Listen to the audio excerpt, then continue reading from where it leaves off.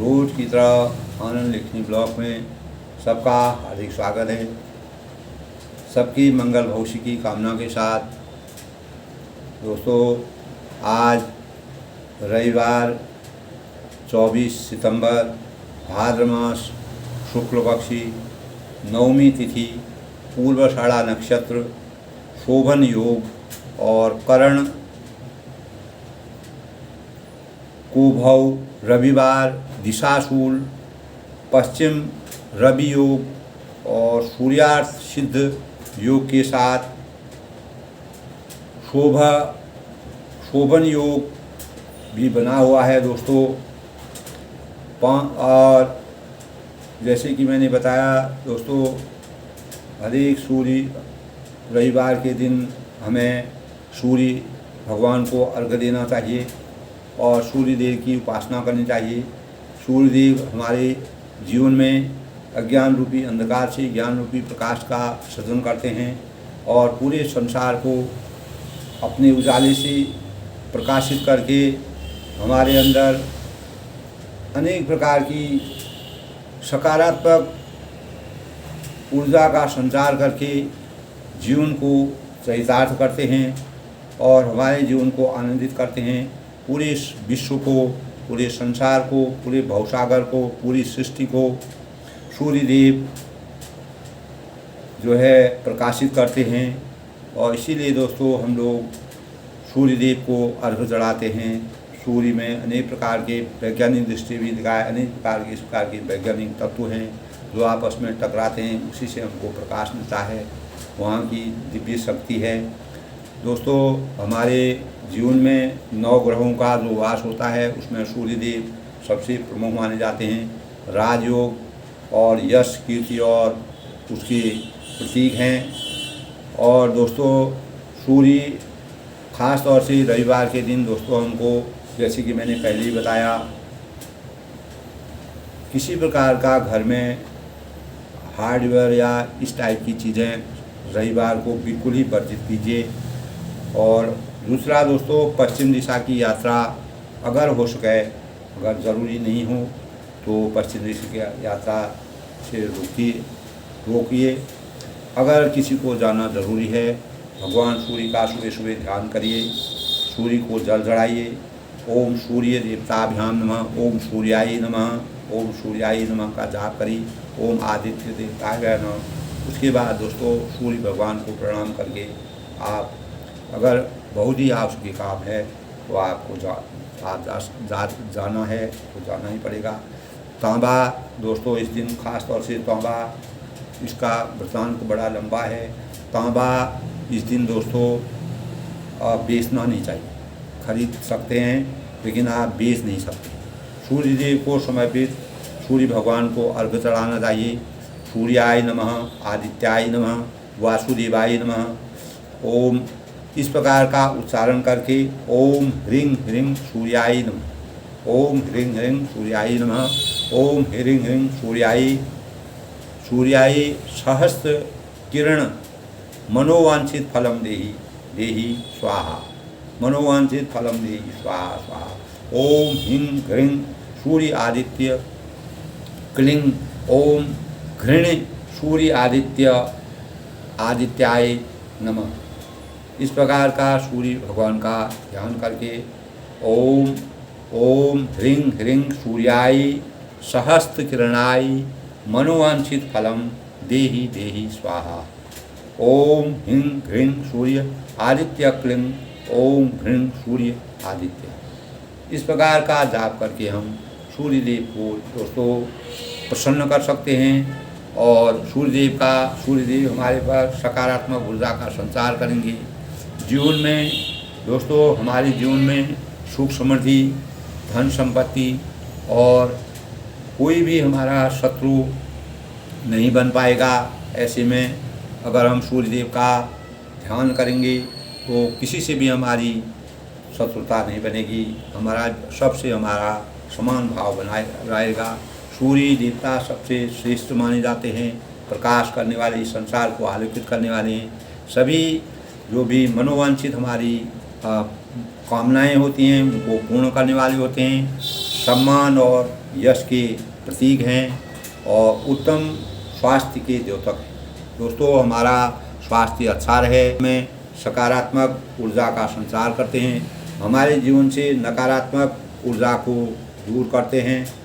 तो दोस्तों, अगर हमारा वास्तुकला के हिसाब से भी अगर हम सूर्य देव की तरफ अपना मुँह करके खड़े होते हैं और सूर्य की उपासना करते हैं तो हमारी जो नकारात्मक ऊर्जा है वह हमेशा समाप्त हो जाती है और हमारे अंदर सकारात्मक ऊर्जा का संचार होता है। दोस्तों, इसी अनुरूप में रामचरितमानस के कौशल्या यानी आज जो है हमने अहिल्या जी के जीवन का वृत्तांत पढ़ा। अहिल्या जी को किस प्रकार से श्राप मिला और उनके जीवन में किस प्रकार से परेशानी आई, किन कारणों से अहिल्या जी को श्राप मिला और उस श्राप के लिए उनको शिला के रूप में हजारों साल तक, कितने सालों तक रहना पड़ा। जब त्रेता में भगवान राम जी का जन्म हुआ तब उनके स्पर्श से ही अहिल्या का, उनके पति ने उनको श्राप दिया था। बहुत बड़ी कहानी है दोस्तों उसकी, किस प्रकार से इंद्रदेव ने छल करके यानी जो वो थे गौतम ऋषि से उनको उनके विश्वास में पानी फेरा, इस प्रकार का वृत्तांत है। और अहिल्या जी समझ नहीं पाई कि ये रूप परिवर्तन करके उन्होंने अनेक प्रकार के इस प्रकार का वृत्तांत है। और उसी वृत्तांत के अनुसार जब मुनिराज जो है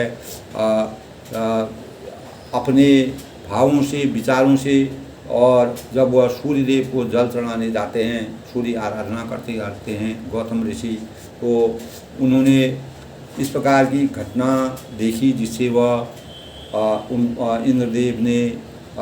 इंद्रदेव जो है अहिल्या को बहुत ही पसंद करते थे, उनको इस प्रकार का वृत्तांत है। तो इसी का अभिशाप मुनि ने उनको लिया था। इसी अभिशाप के कारण उन्होंने ये भी कहा था कि जब त्रेता में भगवान रामचंद्र जी पैदा होंगे और जन्म लेंगे, अवतार लेंगे, तभी तुम्हारा कारण होगा, यानी तुम मेरी तरफ से अपवित्र हो चुके हो।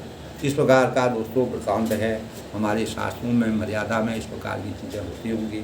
तो दोस्तों, सबसे बड़ी चीज़ है राम राज्य में सबसे बड़ा ये था कि सब लोग आनंद और खुशी, प्रसन्नता के साथ रहते थे। सबका जीवन सुखमय था, सब आनंद की अनुभूति करते थे। तो खुशी का दोस्तों संबंध मन की प्रसन्नता से होता है। हमारे जीवन में हम खुश, कितना भी कुछ प्राप्त करें लेकिन कभी खुश नहीं भी हो सकते हैं। अगर हमको थोड़ा भी प्राप्त हो जाता है उसमें भी हम खुश रहते हैं। ये अपने अपने मनोभावों का, अपने मन को मनाने का, अपनी आत्मा को मनाने का और अपने अंदर इस प्रकार के भावों को संचार करने का है। आप कितने में सुख का अनुभव करते हैं और हंसी खुशी में अपना जीवन व्यतीत करते हैं। और यही अगर व्यक्ति खुश है तो उसके चेहरे की प्रसन्नता के मनोभाव से उसको समझा जाता है और चेहरे पर अनोखी टाइप की मुस्कुराहट रहती है। खुशी के पल दोस्तों हमारे जीवन में हमको खुद बनाने पड़ते हैं और हमारी ज़िंदगी के लिए खुशी एक महत्वपूर्ण कारक है और ये हमारे जीवन के यादगार क्षण होते हैं। हम अपने जीवन को किस प्रकार प्रसन्न रखें, खुश रखें, और क्योंकि इन्हीं पलों में हम अनेक प्रकार के तनाव मुक्त होने से के साथ ही बहुत प्रसन्न होने का एहसास जब करेंगे, अगर हम तनाव में भी रहेंगे उस अवस्था में भी हम किसी को ये एहसास नहीं होंगे कि मुझे तनाव हो रहा है, तो वही इस संसार में व्यक्ति अपनी खुशी और संतुष्टि के लिए बहुत कुछ करता है। अनेक प्रकार की चीज़ों को संचित करता है, अनेक प्रकार के भावों को रखता है, समाज में अपनी प्रतिष्ठा को बनाता है, अपने को जन धन बल मन वाणी गर्व से प्रसन्न रखने की कोशिश करता है। हर व्यक्ति का अपना चैतन्य है। तो दोस्तों सबसे बड़ी बात है हंसी खुशी से जिए, यह जीवन का सबसे बड़ा सार है। रामचरितमानस से हमको यही प्रेरणा मिलती है। मर्यादा की रचना के लिए भगवान रामचंद्र जी अनेक प्रकार की विषमताओं में अपने जीवन को ढाल करके भी हम अपनी खुशी को, अपनी प्रसन्नता को अपने चेहरे में कभी भी सिकुड़न नहीं पैदा की। यही प्रेरणा हमको उनसे मिलती है। तो खुशी दोस्तों, हमें विपरीत परिस्थितियों में हमें भी अपनी अनेक प्रकार की परेशानियाँ आती हैं, तो उसमें भी हमको जीवन को खुश रखना चाहिए, प्रसन्न रखना चाहिए। ये एक प्रेरणा की चीज़ें हैं। हमारे जीवन के छोटे छोटे पल हमें हंसी खुशी दे देते हैं अगर हम उसका सही ढंग से इस्तेमाल करें। हमें तनाव मुक्त कर देते हैं और अगर हम हंसते हैं, हमारा चेहरा अच्छा है, चेहरे में हंसने की मुस्कुराहट होती है, तो हंसने से हमको अनेक प्रकार की खुशी मिलती है। उसके कारण व्यक्ति थोड़े समय के लिए ही सही परंतु विचारों के दबाव से मुक्त रहता है। अगर हम 2 मिनट भी कहीं पर हंस आते हैं तो हमारे जो अंतःकरण में जो तनाव मुक्त जीवन हो रहा है उससे हम थोड़ा अलग हो जाते हैं। किसी प्रकार की हमारे सामने घटना हो जाती है कोई प्रकार का, तो हम दुखी रहते हैं। जब हम खुशी के माहौल में जाते हैं तो वहाँ पर हमारा मन बदलता है। इसलिए दोस्तों, अपने मन को बदलने के लिए इस प्रकार के माहौल में, इस प्रकार के परिवेश में जा कर के अपना खुशी और हंसने की जिज्ञासा पैदा करनी चाहिए। सभी तरह की चिंताओं व परेशानियों को मुक्त करने का एक रास्ता हंसना और खुश होना है। इस तरह हंसी के क्षण जीवन को खूबसूरत पल कहलाते हैं दोस्तों। इसी में हम अपने जीवन का असली आनंद को प्राप्त कर सकते हैं और हमारी ज़िंदगी में आने वाली चिंता और परेशानियाँ जो भी होती हैं उनको झेलने की हमारे ऊपर शक्ति आ जाती है और हम ऊर्जा हमारे मस्तिष्क में, हमारे अंतःकरण में, हमारे आत्मा में एक प्रकार का ऊर्जा के भाव पैदा होते हैं और अनेक कार्यों को हम सहज रूप से उसको संपन्न कर लेते हैं। अगर हम अपने जीवन को हंसी खुशी किसी प्रकार की भी अगर हमको हमारे पास थोड़ा भी है उसमें भी हम प्रसन्नता का एहसास करेंगे। कंपैरिजन दोस्तों हमको नहीं करना है किसी से। अगर हम वो करेंगे, तुलनात्मक अध्ययन करेंगे, तुलना करेंगे किसी से, उससे हम हमेशा दुखी रहेंगे। दूसरे को देख करके, दूसरे की संपत्ति को देख करके, दूसरे के धन को देख करके, दूसरे का धन हमारे लिए धूल के बराबर होना चाहिए, इस प्रकार का मन बनाना चाहिए। और हमारा धन दूसरे के लिए धूल के बराबर है, यानी उसके लिए उसका महत्व है, हमारे लिए उसका कुछ महत्व नहीं है। तभी हम इस जीवन में खुश रह सकते हैं जब हम अपने पास जो है उसी में अपने को वास्तविक रूप से प्रसन्न रखें, तो निश्चित ही हम कभी भी दुखी नहीं हो सकते हैं। कैसा भी वातावरण हो, कैसा भी परिवेश हो, ये हमको रामचरितमानस से इस प्रकार के भाव मिलते हैं। दोस्तों, हंसी खुशी का नाम ही हमारा जीवन होता है। मैंने छोटी सी बातें इसलिए बताई कि आज आदमी जो है हर जगह से तनावग्रस्त है, अनेक प्रकार से तनाव करता है। तो हंसने से छोटे छोटे अगर आपको सुख हैं उसका आपको अनुभव करना चाहिए। व्यक्ति सदैव रोते रहते हैं, कोई हर व्यक्ति के पास कुछ न कुछ समस्याएं हैं, हर आदमी समस्याओं से ग्रस्त है। जितनी हमारी आवश्यकताएं और अनंत और हमारे सोच समझ में परिवर्तन होता है, जितना हमको आवश्यकता चाहिए अधिक से अधिक जुटाने की हमको आवश्यकता होती है, ये भी नहीं है, वो भी नहीं है। तो आज का युग दोस्तों इस प्रकार के वातावरण में हम जी रहे हैं, तो आवश्यकताओं में लगाम लगाने की ज़रूरत पड़ेगी और अपने को अनेक प्रकार की परिस्थितियों में ढालने का मन बनाना चाहिए और दूसरे को देखकर कभी भी अपने को चिंतित नहीं करना चाहिए और कभी भी किसी बहुमूल्य चीज़ों को जो हम नहीं खरीद पाते हैं उनके पीछे भागना नहीं चाहिए।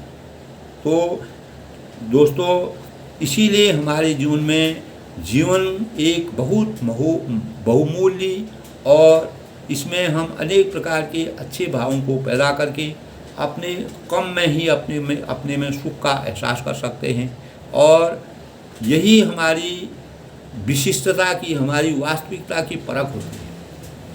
दोस्तों, कितने करोड़पति, अरबपति, कैसे लोग पड़े हुए हैं, वो भी कहीं ना कहीं से दुखी हैं, सुखी वो भी नहीं है। लेकिन अगर हमारे पास बहुत कम है, जितना हमारे पास कम होता है हम उसी में संतोष करते हैं, तो हमारी जो जिम्मेदारी होती है उतनी कम हो जाती है। जिम्मेदारी को बढ़ाना अच्छा है, सब कुछ बढ़िया है। कोई जो इस देश को चला रहे हैं उनके ऊपर बहुत बड़ी जिम्मेदारी है, वह तो लोक कल्याण का कार्य कर रहे हैं। लेकिन हमारे पास जो है, अगर हम उसी में सुख का अनुभव करेंगे तो हमको एक प्रकार की अपार संपत्ति का एहसास करते हैं। तो दोस्तों, इसीलिए कहा है जिंदगी जो है दोस्तों, हमारी जिंदगी जिंदा दिली का नाम है। जिंदगी जिंदा दिली का नाम है। मुर्दा दिल क्या खाक जिया करते हैं। जो अपने मन को वैसे ही परेशान करते हैं, कितना होने पर भी वह व्यथित रहते हैं, दुखी रहते हैं, तो वह क्या जीवन का आनंद ले सकते हैं? नहीं ले सकते। इसीलिए कहा है जिंदगी जिंदा दिली का नाम है। अगर हम कहीं पर भी अपने को स्ट्रांग रखते हैं, मजबूत रखते हैं, कम होने पर भी अपने को कभी विचलित होने की भाव नहीं करते हैं, दूसरे का देख करके हमारे अंदर किसी प्रकार की गलत भाव नहीं आती हैं, दूसरे से ईर्ष्या नहीं करना चाहिए, दूसरे की चीज़ों से जलन नहीं करनी चाहिए। जितना अगर दूसरे के पास होगा वो हमारे भी काम आएगा। कभी भी हमको जो है अपनी हंसी खुशी और को कभी त्यागना नहीं चाहिए। आज अनेकों लोग आवश्यकताओं की अधिकता के कारण मानसिक विकृति के शिकार हुए हैं। इसी कारण दोस्तों रामायण की मर्यादा हमको इसी बात को बताती है। भगवान रामचंद्र जी उतना बड़ा राजपाट छोड़ के वनवास लिया। बुद्ध बौद्ध का जीवन हम पढ़ते हैं दोस्तों, कितना राजपाट था, सब कुछ था, भगवान की शरण में पेड़ के नीचे अपना जीवन काटा। तो इस प्रकार के लोग संसार में इस भवसागर से मुक्ति प्राप्त की, मोक्ष की प्राप्ति, आज भी उनका नाम स्वर्णाक्षरों में अंकित है। वह क्यों है? क्या वह धनवान, वह भी तो उसका आनंद ले सकते थे, लेकिन उनको परम परमेश्वर भगवान की शरण में जा कर के वास्तविक आनंद का सुख लेना था। उसी आनंद की अनुभूति से उनको अपरंपार ज्ञान प्राप्त हुआ और इस संसार में उन्होंने आया। इसीलिए कहा है दोस्तों, जिंदगी जिंदा दिली का नाम है, मुर्दा दिल क्या खाक दिया करते। उनका अगर उनके पास कितना भी है, अगर वह कभी भी संतोष रूपी धन का एहसास नहीं कर रही, संतोषम परम सुखम की अनुभूति नहीं होती है, तो वह धन दौलत जो है उनकी हंसी खुशी के सामने कुछ नहीं है।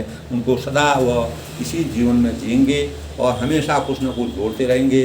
अंततः गता जब शून्य से शून्य पर पहुँचेंगे तब भी वह अपने जीवन में कुछ भी नहीं ले जा पाएगा। दोस्तों इसीलिए मैंने आज के परिवेश में जिस प्रकार से लोगों में हंसने खुशने और आपस में मिलने, एक दूसरे से हंसी मजाक करने, इस प्रकार की चीज़ें कम हो रही हैं, ये हमारे लिए एक अभिशाप बनता रहा है। इससे हम मानसिक बीमारी के शिकार हो रहे हैं, क्योंकि हमारे ऊपर आवश्यकताओं का बोझ बहुत बढ़ गया है। तो दोस्तों यानी ज़िंदगी में हंसी हमारे भीतर के आनंद की अभिव्यक्ति होती है दोस्तों, और खुशी जब हम अपने अंदर नहीं समेट पाते हैं तो उसे हम हंसी के रूप में बाहर बिखेरने लगते हैं। और यह खुशी जब फैल कर दूसरों तक पहुंचती है तो उसकी खुशबू से पूरा समाज महकने लगता है और दूसरों को खुश होने की अभिव्यक्ति होती है। हंसी खुशी एक ऐसी संपदा है दोस्तों, ये ऐसी निधि है जिससे अधिक देर तक रोका नहीं जा सकता है और इसे बिखेरना ही पड़ता है। जब तक हम इसको बिखेरेंगे नहीं तब तक इसका वास्तविक आनंद नहीं ले पाएंगे। और इसे बिखेरने में, बांटने में व्यक्ति का आनंद, अगर हम एक दूसरे के साथ हंस करके बोलें, इस प्रकार के भाव पैदा करें, इस प्रकार का वातावरण परिवेश पैदा करें, तो हम दिन दुना रात का गुना जो है अपने विचारों में परिवर्तन कर सकते हैं। जितने लोगों के बीच में इसे हम बांट सकते हैं, अधिक से अधिक लोगों में बांट सकते हैं, वह उतना ही गुना ज़्यादा बढ़ता है। कहा है दोस्तों, विद्या जो है, विद्या भी एक ऐसी चीज़ है जिसको जितना बांटोगे उतना, सरस्वती भंडार की यही अपूर्व बात, ज्यों ज्यों खर्चे त्यों बढ़े, बिन खर्चे घटे। इसी प्रकार हंसी खुशी भी है सरस्वती भंडार की। हम अपनी विद्या को, हमारे अंदर जो विवेक है, विद्या है, ज्ञान है, यही हंसी का भी है। हमारे अंदर जो हंसने की, खुश होने की और अपने को आनंद रखने की जो विचार हैं, उसको हम जितने लोगों में बांटेंगे उसका उतना ही संचार होगा, उतना ही हम खुश होंगे। इसीलिए सरस्वती भंडार की यही अपूर्व बात, जो खर्च है। विद्या एक ऐसी चीज़ है, हम उसका जितना खर्च करेंगे, धन को हम खर्च करेंगे समाप्त हो जाएगा, लेकिन विद्या एक ऐसी चीज़ है जिसको हम लोगों में बांटेंगे तो उसकी वृद्धि होगी।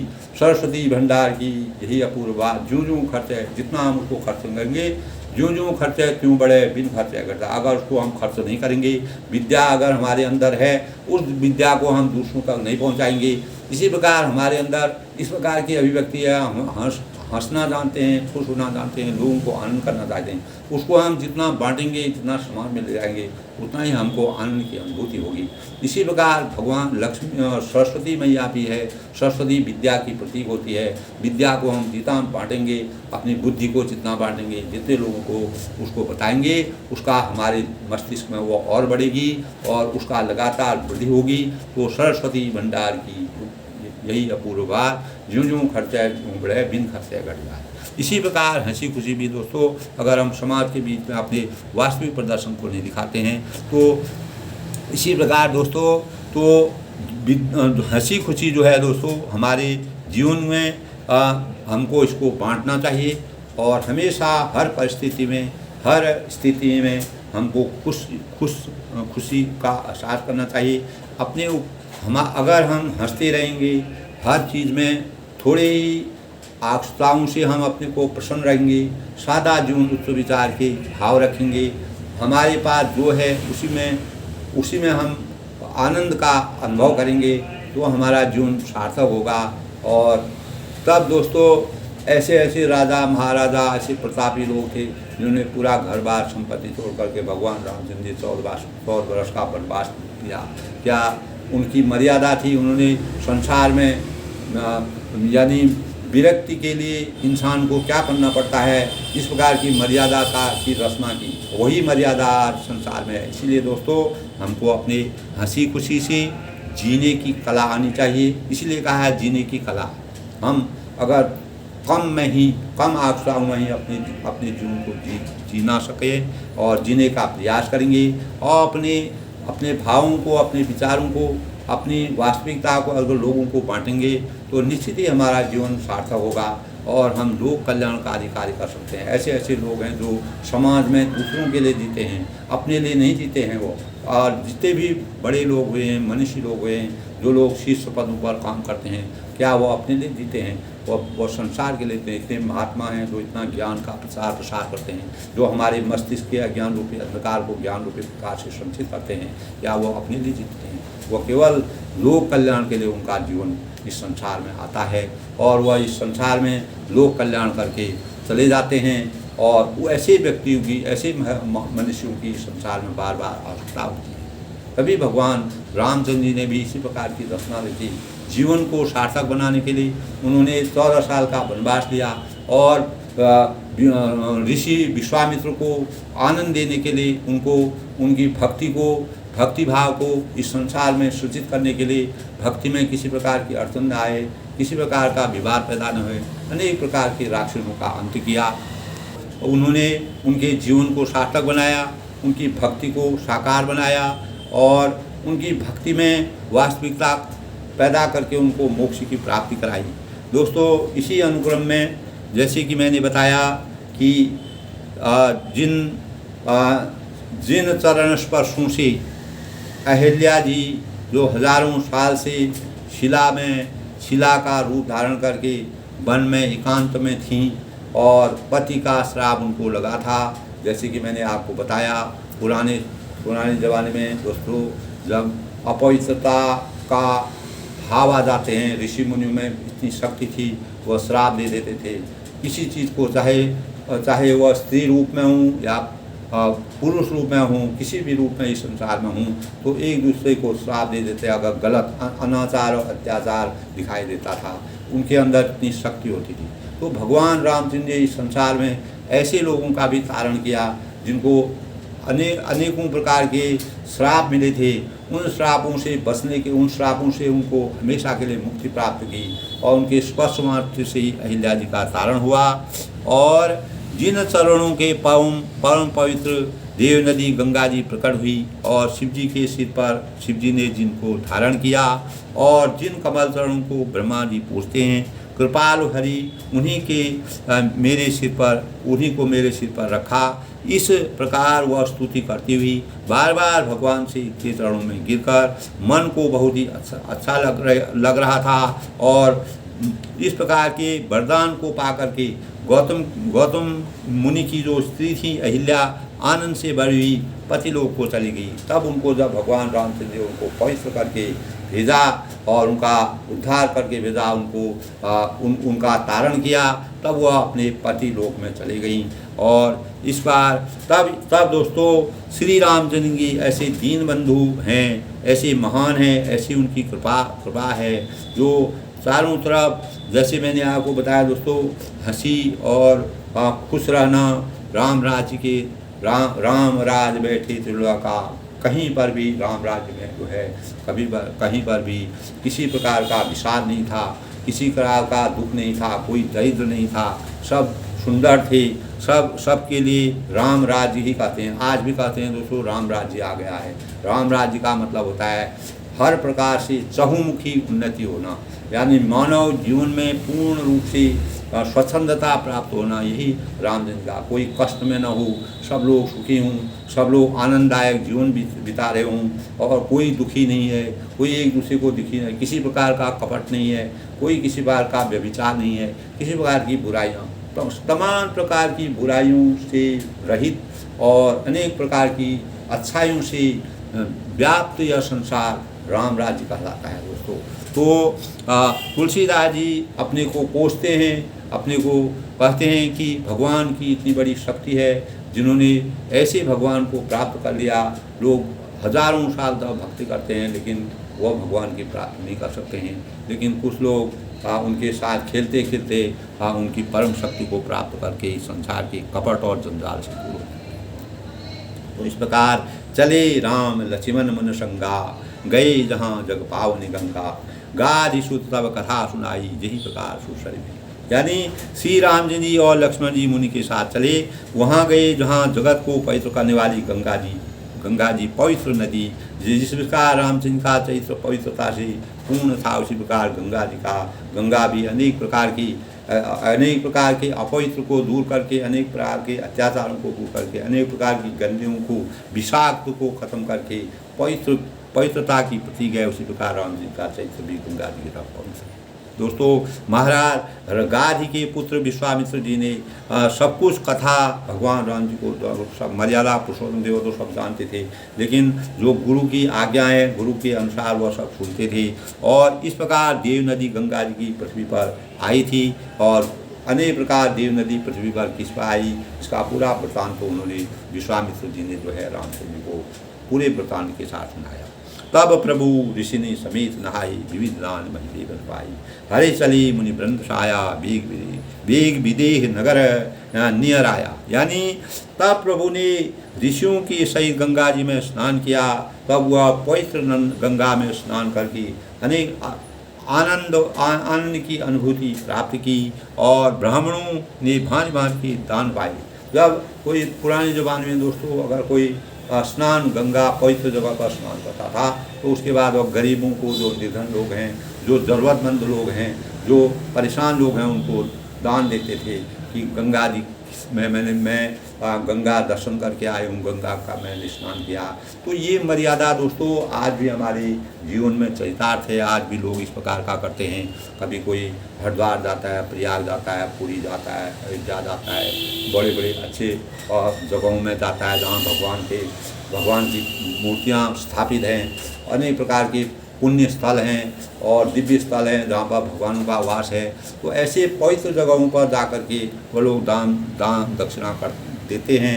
अनेक प्रकार के जो ज़रूरतमंद लोग हैं उनकी भलाई के कार्य करते हैं, लोक कल्याण के कार्य करते हैं। फिर मुनि वृंद के साथ वे प्रसन्न होकर चले और शीघ्र ही जनकपुर के निकट पहुँच गए। अब वह देखिए जनकपुर के निकट पहुँच रहे हैं, और तब पूर्व रम्यता राम जब देखी, हर्षि अनुज शहीद विषयी। तो वह कहाँ जा रहे हैं? धनुष यज्ञ हो रहा है, धनुष यज्ञ में धनुष आ रहे हैं। तो धीरे धीरे वह मुनि के साथ जा रहे हैं, धनुष यज्ञ को देख रहे हैं। तब इस प्रकार के जब जनक राजा ने अपनी सीता का स्वयंवर रचा था, तो स्वयंवर में उन्होंने अनेक प्रकार के राजाओं को बुलाया था, और उसी धनुष यज्ञ के लिए वह जा रहे हैं। तब पूर्व रम्यता राम गुण देखी, हर्षि अनुसमीर विषयी, बापी खूब सहित सरनाना सलित सुधा सम मनि सोपाना। श्री राम जी ने जब जनकपुर की शोभा देखी, तब वे छोटे भाई लक्ष्मण सहित अत्यंत हर्षित। दोस्तों जनकपुरी ऐसी थी जहाँ पर शिव जी का धनुष था, शिव का पूरा पूरा रूप था, शिव शक्ति वहाँ पर विराजमान थी। अनेकों बावलियाँ, कुएँ, नदी और तालाब वहाँ पर थे। अनेक प्रकार की प्राकृतिक छटा वहाँ पर थी और अमृत के समान जल अगर वहाँ पर इतना पवित्र जल था और मणियों की सीढ़ियाँ बनी हुई थी। इस प्रकार की सुशोभित नगर हुआ बना हुआ था जनकपुरी। दोस्तों वहाँ पर सोने की जड़ी इस प्रकार के आभूषण थे, इस प्रकार की चीज़ें थी। तो जनकपुरी बहुत ही सुशोभित थी। इसका दृश्य देख करके भगवान राम ने परम आनंद की प्राप्ति की। गुंजद मंजू मंत्ररस भृंगा कूंजद कल बहु बरन विहंगा बरन विक्षी बन जाता विविध समीर सदा सुदाता। तब मकरन रस के मतवाले होकर भौरे, यानी जो शहद होता है, शहद के लिए व्याकुल जो भौरे होते हैं, जिस प्रकार से सुंदर गुंजार वह अपना गुंजायमान करके जब पुष्प खिला रहता है, पुष्प में मकरंद होता है, शहद होता है, उस मकरंद को प्राप्त करने के लिए भौरे अनेक प्रकार से चारों तरफ उसकी चक्कर लगाते हैं। इसी प्रकार इस भवसागर में भगवान की चारों तरफ मानव जाति अपने कल्याण के लिए उनके मधुर रस को प्राप्त करने के लिए विचरते रहते हैं। जिस प्रकार एक भौरा एक पुष्प के चारों ओर मधुर रस को पाने की इच्छा करता है, तब रंग बिरंगी पक्षी मधुर शब्द कर रहे हैं और अनेक प्रकार के पक्षी जो हैं मधुर गान गा रहे हैं और रंग रंग के कमल खिले हैं सदा।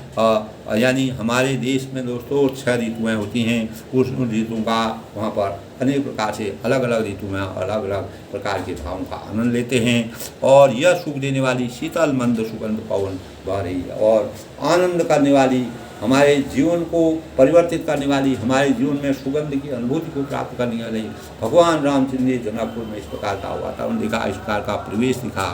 तब कहते हैं दोस्तों, सुमन वाटिका बाग बनो विपुल विहंग निवास फूलत फलत सुपल्लव वर्तौ सोहत पुरुषम का।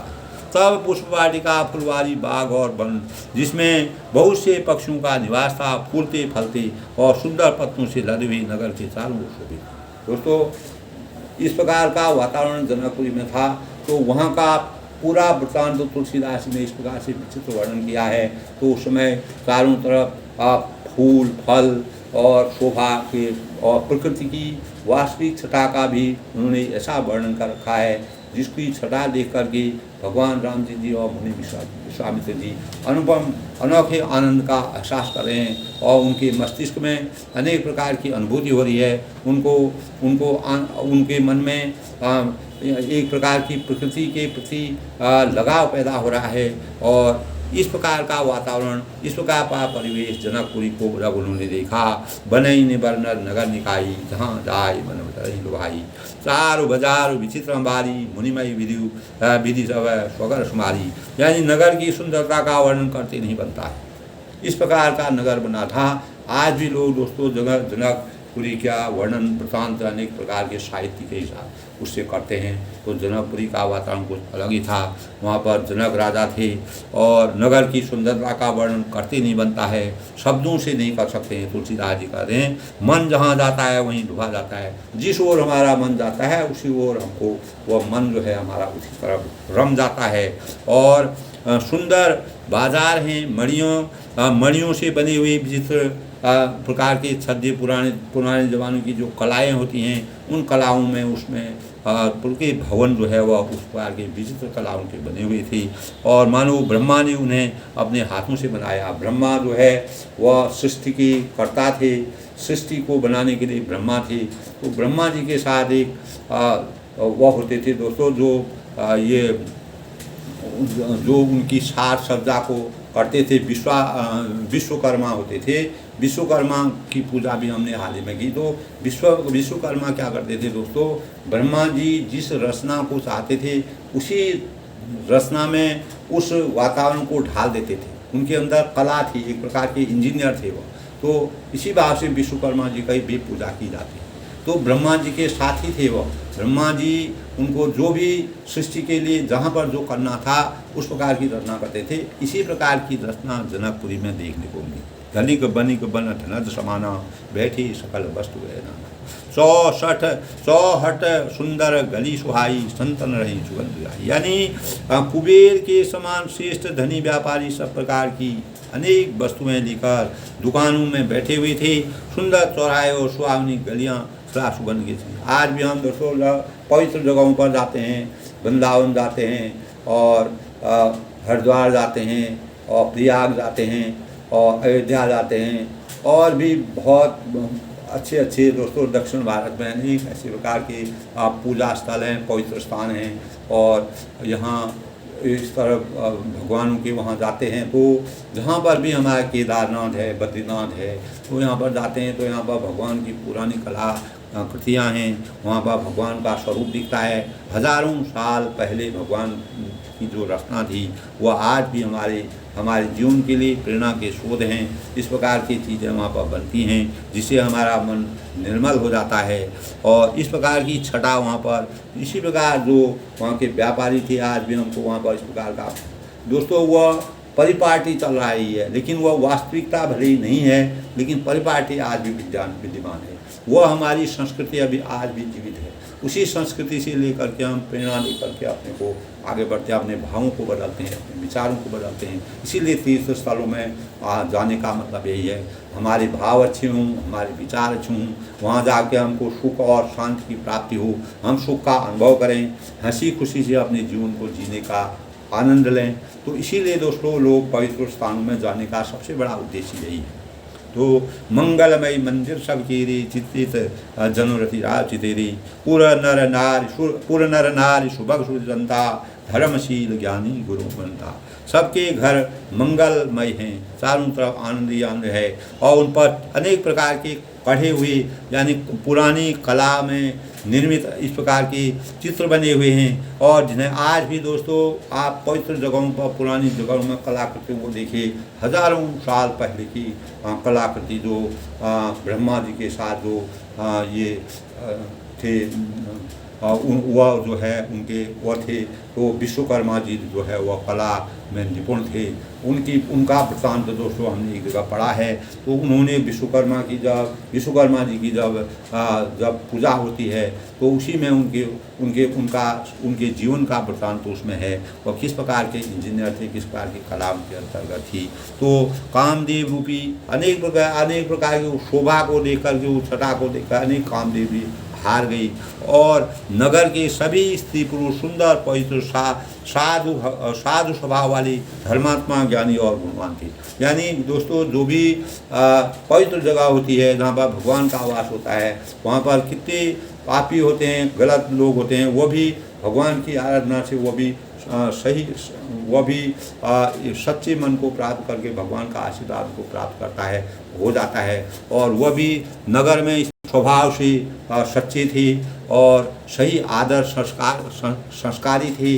तो इस प्रकार का वातावरण जनकपुर का उन्होंने सीखा। रामचंद्र जी ने अति अनूप जहाँ जनक निवासु बिथ कहीं विबुध विलोक विलासु हो सकित चित कोट विलोकी सकल भुवन शोभा जनोगी। तब जहाँ जनक जी की अत्यंत अनुपम सुंदर निवास स्थान महल था, वहाँ के विलास ऐश्वर्य को देखकर देवता भी थकित स्तंभित हो जाते थे। इस प्रकार का राजमहल बना था, चारों तरफ इस प्रकार की छटा थी, इस प्रकार की कला थी, इस प्रकार की पौराणिक कलाएँ वहाँ पर थी, जिसको देख कर के मन विवल हो जाता था, मन खुश हो जाता, आनंद की अनुभूति हो जाती थी।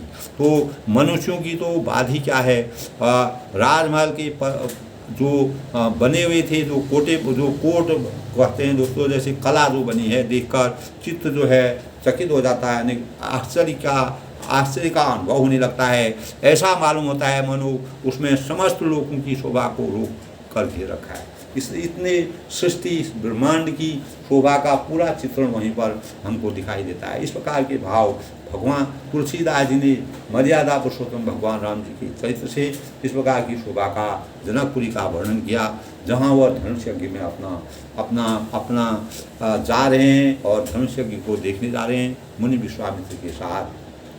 तो धवल धाम मणिपुरट पटो सुगठित नाना भान शिव निवास सुंदर सदन शोभा किमि कही जात। यानी उज्ज्वल महलों में अनेक प्रकार के सुंदर रीति के बने हुए मणि जटित छूने की जरी के पर्दे थे। दोस्तों भारत हमेशा सोने की चिड़िया कहलाता है। इसी प्रकार जब पुराने समय में हमारे देश में अनेक प्रकार के इस प्रकार के धातु थे, जिससे हम अनेक प्रकार के आभूषण बनाते थे, अनेक प्रकार की कलाकारी करते थे। वही कलाकारी जो है उसी का वर्णन जनकपुर में था। और सीता जी के रहने से सुंदर महल की शोभा का वर्णन ही किया। जहाँ सीता जी रहती थी, जनक जी की एक ही पुत्री थी जो धरती से जिनका जन्म हुआ। ये बड़ा वृत्तांत है दोस्तों। जनक जी ने हल जोता, हल जोतने के बाद कैसे सीता प्राप्त हुई, ये इस प्रकार रामचंद्र जी ने दशरथ जी के वहाँ इस प्रकार से जन्म लिया, उन्होंने क्या खाया, जब बहुत बड़ा वृत्तांत है, पीछे हम उसका वृत्तांत प्रसंग कह चुके हैं। तो सीता जी का भी इसी प्रकार दोस्तों, वह भी जो है धरती पुत्री थी और धरती से वह हुई थी। जनक जी ने जब स्वयंवर किया, स्वयंवर से पहले उन्होंने उनके महल में कहीं भी वर्षा नहीं हो रही थी, बारिश नहीं हो रही थी, चारों तरफ सूखा ही सूखा पड़ गया था बहुत ही बार। तब जनक जी ने बहुत भयंकर और जोरदार यज्ञ किया। उस यज्ञ को करते करते उन्होंने खुद हल जोता। हल जोतने पर जो है उनको, हल जोतने के बाद उनको सीता माता प्रकट हुई और तभी सीता माता भी मतलब इस सृष्टि की देवी हैं और उन्हीं से जो है रामचंद्र का स्वयंवर होता है। और वही सब तब जनक जी ने कहा कि मुझे स्वयंवर से सीता जी का शादी करनी होगी। और जनक जी ने इस प्रकार से सीता जी को प्राप्त किया।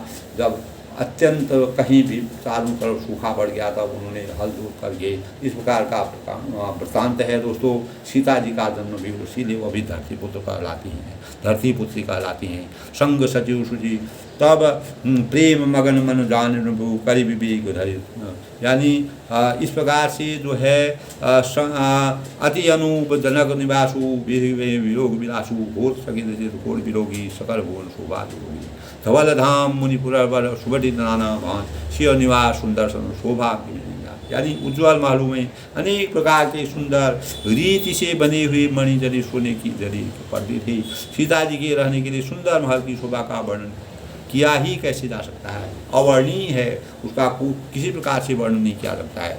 सुभग द्वार सब पुलिस कबाटा भूप भीर नर मागध भाटा बनी विशाल बाजगशाला हई गई रथ संकुल जब सब काला, यानी राजमहल के सब दरवाजे फाटक सुंदर हैं, उनमें वज्र के मजबूत तथा हीरों के चमकते हुए किवाड़ लगे हुए हैं। आजकल हम लकड़ी के किवाड़ बनाते हैं, लोहे के बनाते हैं, लेकिन वह सब किवाड़ चमकते हुए मजबूत हीरों के बने हुए थे। वहाँ माथर राजाओं नटों मागधों और भाटों की भीड़ लगे। इस प्रकार के जो लोग सेवक लोग थे वहाँ पर रात दिन लगे रहते थे। घोड़े हैं, हाथी हैं, सब की बड़ी घुड़शालाएँ वहाँ पर हैं और गजशालाएँ हैं और बनी हुई हैं जो सब एक घोड़े हाथी और रथों से पूरा जो जनकपुरी था वो भरा हुआ था।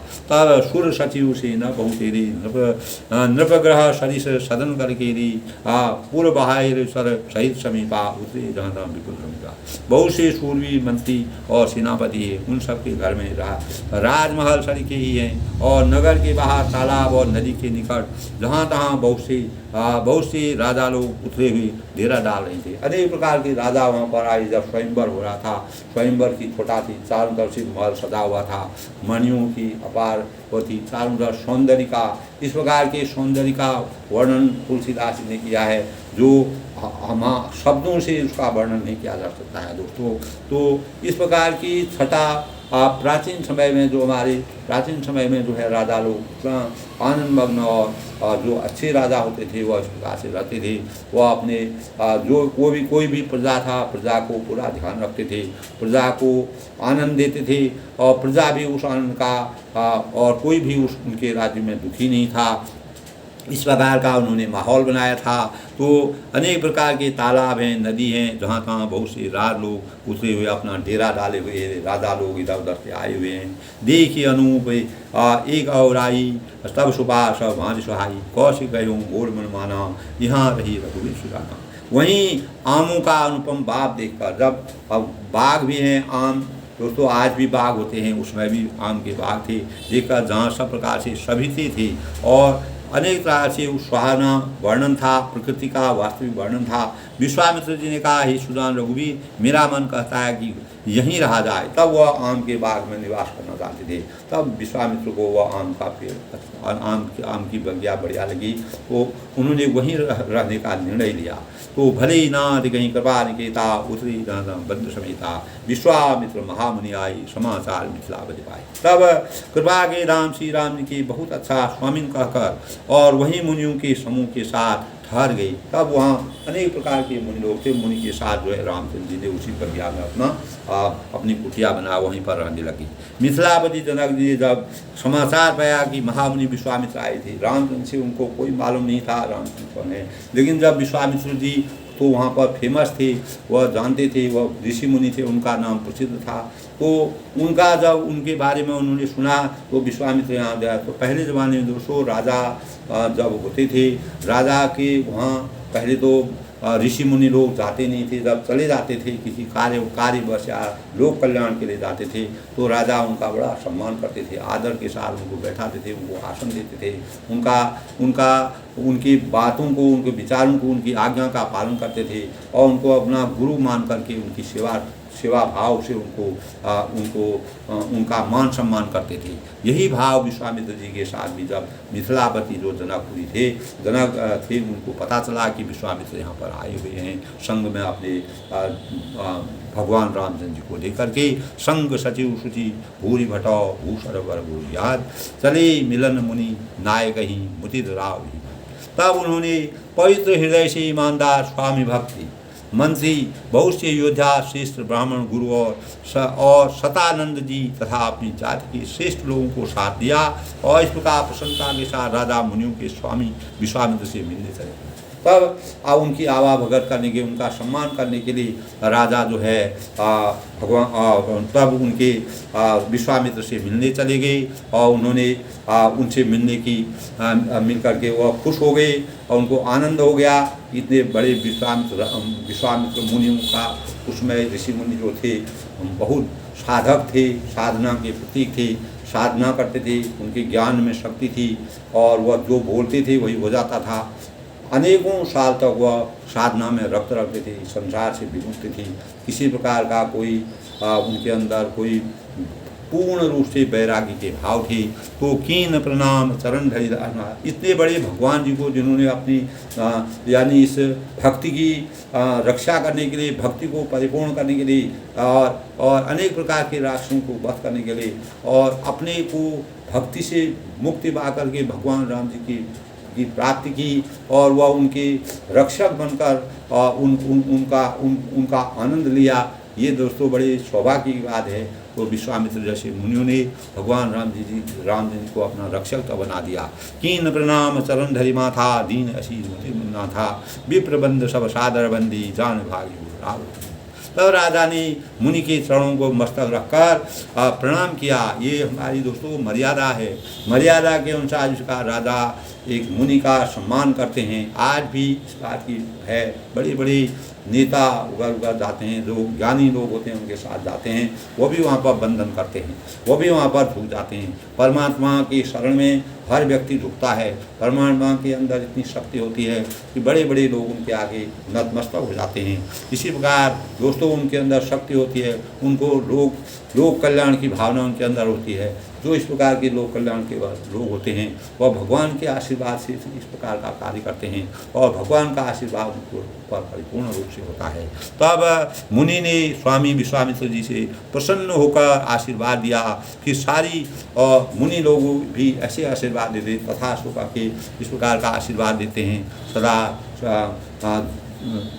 सदा जीते रहो या खुश रहो, अखंड राजा हो, इस प्रकार के भाव वो बोलते थे। तो फिर सारी ब्राह्मण मंडली जो आदर सहित प्रणाम किया और जो भी उनके साथ आए थे अपना बड़ा भाग्य बनकर राजा आनंदित हुए। तब राजा ने अपार आनंद की अनुभूति राजा को हुई कि मेरे महल में इतने बड़े ऋषि मुनि आए हैं, उनका आदर सम्मान किया, उनके दर्शन किए और भगवान राम जी के साक्षात दर्शन उनको हो गए। दोस्तों तो कुशल प्रश्न कही बारी बारा विश्वामित्र वहीं बैठा रहा, यही अवसर आए दो भाई गए रही देखन रुपाई।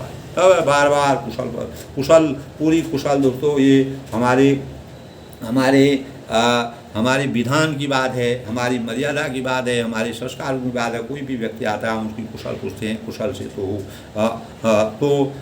बार बार कुशल पूछ करके विश्वामित्र ने राजा को बैठाया। उसी समय दोनों भाई आ पहुँचे और फुलवाड़ी देखने चले गए। तो वह वहाँ की प्रकृति की छटा को देखने के लिए, भगवान रामचंद्र जी वहाँ की छटा को देखने का दोनों भाई जो है आनंद मग्न हो गए। दोनों फुलवाड़ी देखने लगे। श्याम गौर मधु वयस किशोरा लोचन विश्वरा उठे सकल रघुपति आए विश्वामित्र निकट बैठाए। तब सुकुमार किशोर भगवान राम जी परम ब्रह्म परमेश्वर भगवान राम जी और लक्ष्मण जी अवस्था वाले श्याम और गौर शरीर की वर्ण वाले दोनों कुमार नेत्रों को सुख देने वाले, जो इस संसार की अज्ञान रूपी अंधकार को हर करके ज्ञान रूपी प्रकाश का संसार करने वाले हैं, सारे विश्व के चित्त को चुराने वाले हैं। तब रघुनाथ जी आए, तब सभी उनके रूप और तेज से प्रभावित हो गई। उनके रूप को देख के, उनके विशाल विजित शरीर को देख करके, इतना विशाल का शरीर देखकर उठकर खड़े हो गई और विश्वामित्र ने उनको अपने पास बैठा लिया। तब विश्वामित्र जी पहले गुरु की आज्ञा का पालन करते, गुरु की आज्ञा से एक एक क्षण भी वह विचलित नहीं होते थे, गुरु के शरण में रखते थे। तब भई सब सुखी देख दो गाता, बार विलोचन पुलकित गाता, कुरदि मधुर मनोहर देखी भयों विदेह। दोनों मूरति मधुर मनोहर देखी भयों विदेह विशेषी, यानी दोनों भाइयों को देखकर सभी सुखी हुई। सबके नेत्रों में जल भर आया। दोस्तों, जब खुशी अपार खुशी हो जाती है तो कोई भी व्यक्ति जो है आनंद से विभोर हो जाता है। भगवान परम ब्रह्म परमेश्वर भगवान राम जी का आशीर्वाद सभी पर, उस प्रजा पर हो रहा है जो जिनको स्वप्न में भी कभी आशा नहीं होगी भगवान के दिव्य दर्शन हो जाएंगे, जिनके लिए लोग हजारों सालों तक तपस्या करते हैं, वनों में परेशान हो जाते हैं, उनकी हड्डी रह जाती है, लेकिन साधना तब भी भगवान प्रकट नहीं होते हैं। लेकिन वहाँ के लोग जो हैं भगवान की परम शक्ति का और उनके विशाल रूप का दर्शन कर रहे हैं। ये बहुत बड़ी सौभाग्य की बात है। और मनोहर मूर्ति को देखकर जनक विशेष रूप से देह की शुद्ध बुद्ध रहित हो गई, यानी जनक जी को अपार इतने खुश हो गए, आनंदित हो गए। जनक जी को अपार संतोष की प्राप्ति होगी, क्यों परम ब्रह्म परमेश्वर ने उनके अंदर का भाव व्यक्त कर दिए थे। एक प्रकार का दोस्तों इंट्यूशन होता है, उनको उनके अंदर एक प्रकार का भगवान के प्रति स्नेह पैदा हो गया और वही स्नेह जो है बाद में किस रूप में परिणत होता है। देखिए, प्रेम मगन मनुजाति नपौ करि विवेक धरि धीर बोले हूँ मुनिपद नाय श्रु गदगद गिरागन। तब मन को प्रेम में मग्न जान राजा जनक ने कि विवेक का आश्रय लेकर धीरज धारण किया और मुनि के चरणों में सिर नवाकर गदगद प्रेम भरी गंभीर वाणी से तब जो है उन्होंने मन को प्रेम में मग्न जानकर अपने मन में प्रेम के भावों को राजा जनक ने विवेक का आश्रय लेकर अपने जब बुद्धि और विद्या होती है, बुद्धि विद्या से विवेक पैदा होता है, उसी विवेक का राजा जनक ने उसी विवेक का प्रयोग किया और बड़े अपनी शुद्ध बुद्धि से अपने ज्ञान विवेक को जागृत करके तब उन्होंने धीरज धारण करके अपने धैर्य को धारण करके किसी प्रकार से वह विचलित नहीं हुई।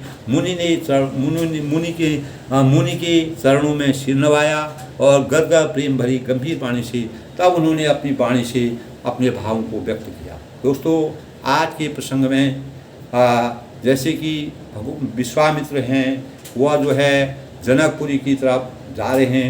जनकपुरी को जाते हुए उनको रास्ते में उन्होंने गंगा जी का स्नान किया। गंगा जी का स्नान करने के बाद जब उन्होंने वहाँ की पवित्र नदी और इस प्रकार की शोभा का वर्णन किया, जनकपुरी में वो पहुँचते हैं, तब राजा उनकी आवाभगत करते हैं, राजा उनका सम्मान करते हैं और अनेक प्रकार से वहाँ की प्रकृति की छटा का वर्णन देखते हैं, वहाँ की शोभा का वर्णन देखते हैं। तो विश्वामित्र मुनि तो पहले ही जानते थे भगवान रामचंद्र जी और लक्ष्मण जी को अपार आनंद की अनुभूति हुई। वह भी स्वयंवर में जाना चाहते हैं, चारों तरफ स्वयंवर की तैयारी हो रही है। तब भगवान रामचंद्र जी वहाँ पर जाते हैं। जब जनक जी को भगवान की छवि को देखी और विश्वामित्र का आदर किया, सम्मान किया, वहाँ की शोभा को देख करके भगवान रामचंद्र जी मर्यादा पुरुषोत्तम भगवान रामचंद्र जी ने अपार आनंद की अनुभूति की। इसके बाद का प्रसंग दोस्तों कल और आज सबके जीवन में भगवान रामचंद्र जी का आशीर्वाद बने रहे। भगवान रामचंद्र जी की हर व्यक्ति के मन में, मन के भाव में अवतरित हूँ, सब में भगवान राम जी की मर्यादा के अनुसार चलने के भाव प्रकट हूँ। इसी से हम अपने जीवन को, जब राम राज्य की स्थापना में जो भाव लोगों को, वहाँ की प्रजा को, वहाँ के लोगों को अपार आनंद की अनुभूति होती है, इसी प्रकार हमको भी भगवान राम के प्रति, परम ब्रह्म परमेश्वर के प्रति ज्ञान, अपने ज्ञान चक्षु को हंस करके और खुशी से कम में ही अपने जीवन को आनंद प्राप्त करके अपने जीवन को सार्थक बनाने का प्रयास करना चाहिए। आवश्यकताओं को जितना हम बढ़ाएंगे उतनी हमारी हंसी और हमारे सुंदर पलों का विघटन होता है। आवश्यकताओं को हम जितना सीमित रखेंगे और अपने जीवन को जितना संतुष्ट रखेंगे, उसी में हम रामचंद्र के आशीर्वाद की कृपा समझेंगे। दोस्तों, भगवान का जिस पर आशीर्वाद होता है वह कम में भी सुखी रहता है। ये हमारे जीवन की परीक्षाएं होती हैं, किस पल पर कौन आदमी क्या भाव रखता है। अगर भगवान किसी को बहुत दे देते हैं, उस हालत में उसी की हालत होती है। अगर वह कम देते हैं तब ये क्या करता है। अनेक प्रकार से भगवान इस मर्यादा में हर व्यक्ति की परीक्षा लेते हैं। हर घर घर में भगवान का निवास होता है। विश्वामित्र ने इतने बड़े भक्त थे, वह भगवान से क्या क्या प्राप्त कर सकते थे, लेकिन उनको केवल भगवान का आशीर्वाद चाहिए। भक्ति में लीन थे, भक्ति के बल से ही उन्होंने भगवान को अपना रक्षक बनाया। अपनी यज्ञ का, अपना जहाँ पर यज्ञ करते थे उसकी रक्षा के लिए दोनों को वहाँ पर रक्षा करने के लिए इतना बड़ा परम ब्रह्म परमेश्वर मर्यादा पुरुषोत्तम भगवान ने उनको अपने भक्ति का रक्षक बनाया। इससे बढ़कर और क्या हो सकता है दोस्तों। तो इसी प्रकार की अनुभूति दोस्तों, भगवान दिव्य रूप हैं जिनके चारों तरफ सब कुछ है, जो पूरी मर्यादा को जानते हैं, पूरे संसार को जानते हैं। वह एक मुनि के दोनों तरफ खड़े होकर के उनकी रक्षा करेंगे। ये बहुत बड़ी बात है दोस्तों। तो जनकपुरी में राजा जनक जो हैं, इस प्रकार से आगे का वृत्तांत दोस्तों अपनी वाणी को विराम देते हुए कल फिर आगे के वृत्तांत की रचना करेंगे। आगे क्या होता है और स्वयंवर में क्या होता है, कहाँ कहाँ के राजा आते हैं। तो दोस्तों, हमें भगवान रामचंद्र की मर्यादा, तुलसीदास की विरचित जो रामचंद्र की मर्यादा है, जो उनके संस्कार हैं, जिस ढंग से वो अपने आदर भाव, सम्मान और इस जीवन को सार्थक बनाने के लिए हमें किस प्रकार से अपने जीवन को व्यतीत करना चाहिए, किस प्रकार से मान सम्मान को हमेशा के लिए जीवित रखना चाहिए, उन भावों को अपने अंदर संचार करना चाहिए, उन भावों को व्यक्त करना चाहिए। तभी हम राम राज्य की स्थापना कर सकते हैं। तभी हम अपने स्वयं का, अपने समाज का, अपने देश का और विश्व का कल्याण कर सकते हैं। भगवान रामचंद्र जी ने इस संसार में अपने लिए नहीं जीवन दिया, लोक कल्याणकारी कार्य करने के लिए, लोगों का सम्मान करने के लिए, लोगों का आदर करने के लिए, सृष्टि की रचना को हमेशा निरंतर तक जीवित रखने के लिए भगवान राम आपने सबके मंगल भविष्य की कामना के साथ बड़ों को मेरा नमस्कार, छोटों को मेरा धन्यवाद। दोस्तों, कल के प्रसंग में फिर आगे सबको मेरा